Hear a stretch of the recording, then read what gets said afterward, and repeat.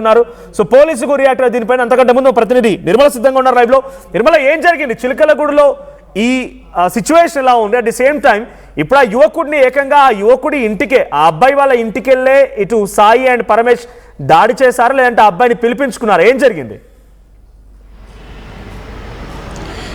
Yes Manoj, ఈ ఘటన మాత్రము చాలా దారుణమైన ఘటన అనుకోవచ్చు. ఇప్పటికీ ఈ సీతాఫల్ మండీలో ఇప్పటి వరకు కూడా ఇలాంటి ఘటన ఎప్పుడూ జరగలేదని ఇక్కడున్న నివాసితులు అందరూ కూడా చెప్తూ ఉన్నారు. అదేవిధంగా ఇక్కడ యువన్ విషయానికి వస్తే, యువన్ దాదాపు సంవత్సరం పాటుగా కూడా ఈ అమ్మాయితో మాట్లాడడం లేదు, మాటలు మానేశాడు అని చెప్పేసి యువన్ తల్లిదండ్రులు చెప్తూ ఉన్నారు. ఎందుకంటే వీళ్ళ ప్రేమ వ్యవహారం అనేది 2 సంవత్సరాలుగా కొనసాగుతున్నప్పటికీ సంవత్సరం కిందటే ఒకసారి వచ్చి వీళ్ళందరూ కూడా యువన్ ఫ్యామిలీని కూడా బెదిరించినట్టుగా కూడా తెలుస్తూ ఉంది. ఈ సీతాఫల్ మండీలోనే దాదాపు 25 సంవత్సరాలు, అంటే యువన్ పుట్టినప్పటి నుంచి కూడా ఇక్కడే ఉన్నారు ఫ్యామిలీ అంతా. రీసెంట్గా డబుల్ బెడ్రూమ్ పోర్షన్ అక్కడ అల్వాల్లో రావడంతో యువన్ అమ్మా నాన్నలు అక్కడికి వెళ్ళిపోవడము, ఇక్కడ యువన్ తల్లి ఇండ్లల్లో పని చేసుకుంటూ తను చదివిస్తూ ఉంది యువన్ని. రీసెంట్గా యువన్ అక్క పెళ్లి కూడా అయ్యింది. ఆ పెళ్ళై కూడా ఇప్పుడు దాదాపు ఒక 2 నెలలే అవుతుంది.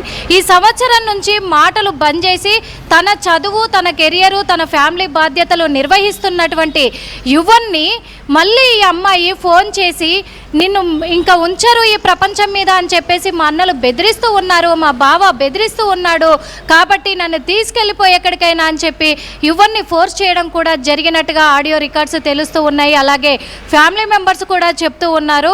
అయినప్పటికీ యువను ససేమిరా ఒప్పుకోకుండా కూడా తన పని ఏంటో తను చేసుకుంటూ ఇప్పుడు బీటెక్ ఫైనల్ ఇయర్ ఎగ్జామ్స్ కూడా తను రాస్తూ ఉన్నాడు. ఇంకొక ఎగ్జామ్ ఉంది, ఆ ఎగ్జామ్ కూడా ఈరోజు రాయాల్సి ఉంది అని చెప్పేసి ఫ్యామిలీ మెంబర్స్ చెప్తున్నారు. కానీ నిన్న సాయంత్రము 6:30 గంటల ప్రాంతంలో కూడా 2 ఫ్రెండ్స్, యువన్ ముగ్గురు కూడా బండి మీద ఫ్రెండ్ ఇంటికి వెళ్ళాడు. అక్కడికి వెళ్ళిన తర్వాత మేడిబాయి అనే ప్లేస్కి వెళ్ళడం కూడా జరిగింది ఫ్రెండ్ ఇంటికి. అక్కడికి వెళ్ళాక ఒక అరుగు మీద ముగ్గురు కూర్చొని క్రికెట్ మ్యాచ్ చూస్తున్న సమయంలో దాదాపు 3 బండ్ల మీద కూడా 8 మంది దుండగులు వచ్చారు. అక్కడికి ఆ దుండగులు ఎవరో కాదు, ఇక్కడ యువన్ ప్రేమించినటువంటి అమ్మాయి చంద్రిక బావ, అలాగే వాళ్ళ పెద్దమ్మ కొడుకులు, వాళ్ళ అన్నలు, చంద్రిక తమ్ముడు, వీళ్ళందరూ కూడా అక్కడికి చేరుకొని తన పైన అతి దారుణంగా కూడా దాడి చేయడం జరిగింది. ఆ దాడిలో 17 గాయాలు ఒంటి మీద యువనికి చేయడంతో కూడా తను అక్కడికక్కడే కూడా ఈ ప్రపంచానికి దూరం అయ్యాడని చెప్పుకోవచ్చు. అదేవిధంగా 8:30 గంటల సమయంలో తన తల్లికి, యువన్ తల్లికి యువన్ ఫోన్ చేసి, అమ్మ నన్ను వీళ్ళు తీసుకెళ్ళిపోతున్నారు, వీళ్ళు ఏం చేస్తారో నాకు తెలీదు అని చెప్పేసి ఓ పక్క వాళ్ళ అమ్మకు ఫోన్ చేశాడు. ఇంకో పక్క తను ఎవరి దగ్గర అయితే ఇక్కడ సీతాఫల్ మండి దగ్గర వాళ్ళ పెద్దమ్మ కూతురు దగ్గర వాళ్ళ అక్క దగ్గర ఉంటున్నాడో వాళ్ళ అక్కకు కూడా ఫోన్ చేసి, అక్క నన్ను తీసుకెళ్ళిపోతున్నారు పలానా వాళ్ళు, ఏం చేస్తారో తెలీదు అని ఫోన్ చేయడంతోనే లాక్కున్నారు ఆ ఫోన్ అని చెప్పేసి ఫ్యామిలీ మెంబర్స్ కూడా చెప్తూ ఉన్నారు, కుటుంబ సభ్యులు. ఆ తర్వాత ఫోన్ పనిచేయలేదు అంటున్నారు. మరి యువన్తో పాటు వెళ్ళిన ఫ్రెండ్స్ ఎవరు, మిగతా 2 అనే కోణంలో పోలీసులు దర్యాప్తు. ఆడియో కూడా వైరల్ అవుతోంది, ఆ అమ్మాయి అబ్బాయి మాట్లాడుకున్న ఆడియో కూడా. ఒకసారి ఆడియో ఏంటో చూద్దాం. హలో, ఏం చేయమంటావు? నేనైతే పెట్టాను సైన్.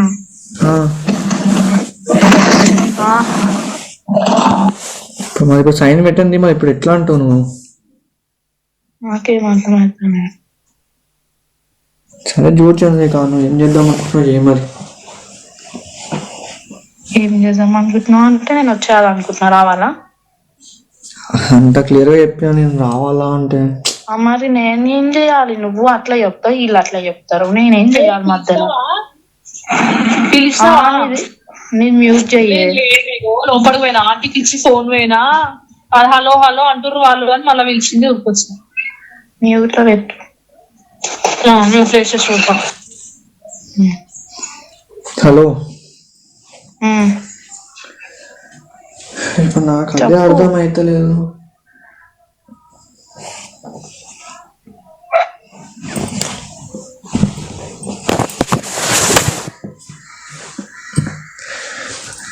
అంత మనుషుల దగ్గర ఇప్పుడు మళ్ళా ఇదేంది అసలు?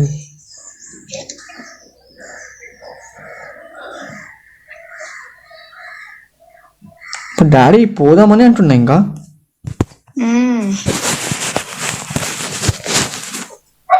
ఇప్పుడు నువ్వు మాట్లాడిన సరే విన్నాడా ఇప్పుడు డాడీ? అదే చెప్తుండు కదా మొత్తం. నువ్వు తర్వాత ఏమన్నా చేసుకో, నువ్వు ఒక్క సైన్ పెట్టు అంతే. అంటే ఇప్పుడు నాకు అర్థం కాలే. నువ్వు ఇప్పుడు సైన్ పెట్టి తర్వాత నువ్వు ఏమన్నా చేసుకో. నువ్వు ఎంత చదువుకుంటా అంటే చదువుకో, ఏడు పోతా అంటే అడిగో. ఇప్పుడు నువ్వు సైన్ పెట్టు. నేను టార్చర్ చేస్తున్నాను అంతే.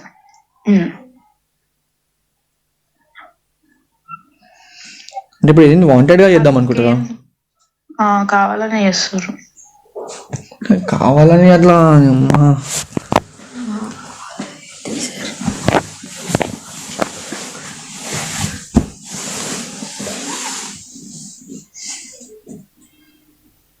హలో చెప్పు. ఇప్పుడు ఏం చేయాలి? అదే నువ్వు ఏం చేద్దాం అనుకుంటున్నావు మరి? ఇంకా నేను అదే నిన్ను అడుగుదామని నేను అప్పటి నుంచి ఏం చేసి ఆమె ఫోన్ తీసుకొని ఫోన్ చేసినారు. అదే ఫోన్ చేసినా సరే ఇప్పుడు నేను ఏం చెప్తా ఇంకా.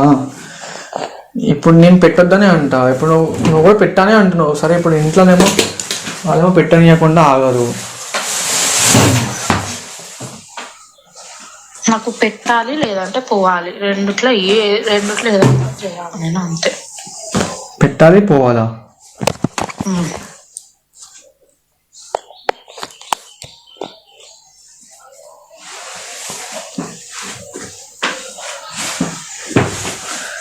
పెట్టాలి పోవాలి ఏంటి చంద్రిక?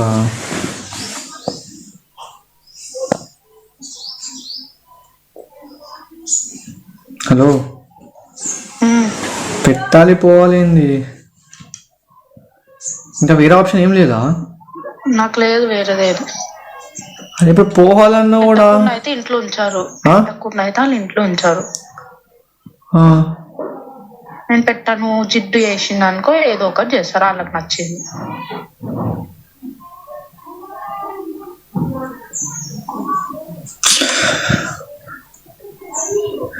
అసలు ఏం అర్థమవుతుంది?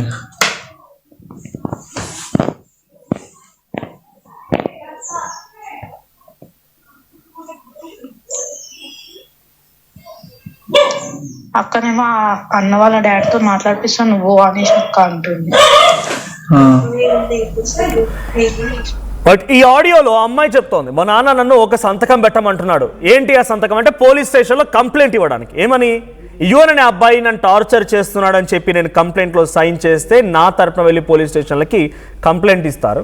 ఆ తర్వాత నేను చదువుకోవడానికి వెళ్ళినా ఎక్కడికి వెళ్ళా పర్వాలేదు, లేదనంటే మాత్రం నన్ను కూడా కొడతానని చెప్తున్నారు. నేను ఏం చేయాలి చెప్పమని చెప్పి ఆ అబ్బాయికి కాల్ చేసి మాట్లాడుతున్న అమ్మాయి. ఆ అబ్బాయి కూడా వేరే ఆప్షన్ లేదా ఏంటి, నన్ను కావాలని టార్చర్ చేయాలనుకుంటున్నారా, ఎందుకు మళ్ళీ పెట్టాలనుకుంటున్నారు అబ్బాయి మాట్లాడుతున్నాడు. ఈ ఆడియో ఒకటి వైరల్ అవుతోంది. అంతలోనే అటు అమ్మాయి తరపునటువంటి సోదరుడు పరమేష్, తమ్ముడు పరమేష్ అండ్ మరో వ్యక్తి బావ సాయి, ఇద్దరు కలిసి మరికొంతమందితో వెళ్ళి ఈ అబ్బాయి వేరే వాళ్ళ ఇంటి దగ్గర, ఇటు సీతాఫల్ మండి ఆ ప్రాంతంలోనే వేరే అక్క